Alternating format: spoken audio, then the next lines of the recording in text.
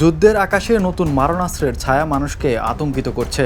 লেবাননের শহরগুলোতে সম্প্রতি সাদা ফসফরাস বোমা ব্যবহার করা হয়েছে, যা বিস্ফোরণের সঙ্গে সঙ্গে অগ্নি ও বিষাক্ত ধোঁয়া ছড়িয়ে দেয়। এই বোমা শুধুমাত্র ভবন ও যানবাহনকে ধ্বংস করে না, বরং মানুষের স্বাস্থ্যকেও মারাত্মক ক্ষতি করে। বিস্ফোরণের পরে ধোঁয়া চোখ, ত্বক এবং শ্বাসনালীতে গভীর ক্ষতি করতে পারে, যা হাসপাতালে অগ্নিদগ্ধ রোগীর মতো পরিস্থিতি সৃষ্টি করে।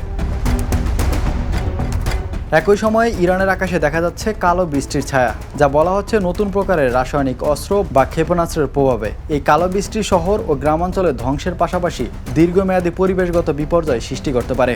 নদী, জমি ও বায়ুর দূষণ মানুষ ও প্রাণীদের জন্য বিপজ্জনক প্রমাণিত হচ্ছে। বিশ্ব সম্প্রদায় ও মানবাধিকার সংগঠনগুলো উদ্বিগ্ন। তারা সতর্ক করেছেন, এ ধরনের অস্ত্র ব্যবহারের ফলে আন্তর্জাতিক আইন ভঙ্গ হতে পারে। লেবানন ও ইরানের নাগরিকরা একদিকে জীবন জীবিকার জন্য লড়াই করছেন, অন্যদিকে বিষাক্ত বৃষ্টির প্রভাবে স্বাস্থ্য ঝুঁকি মোকাবিলা করছেন। বিশেষজ্ঞরা বলছেন, যুদ্ধের এই নতুন স্তর কেবল ভূরাজনৈতিক উত্তেজনাকে বৃদ্ধি করছে না, বরং সাধারণ মানুষের জীবনকে আরও বিপজ্জনক করে তুলছে। সাদা ফসফরাস ও কালো বৃষ্টির প্রভাব সাময়িক নয়, এগুলো পরিবেশ, স্বাস্থ্য ও সমাজে দীর্ঘমেয়াদী ক্ষতি করতে সক্ষম।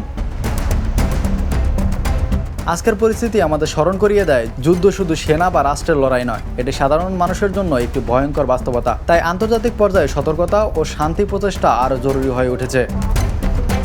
Imran Hossain, the news.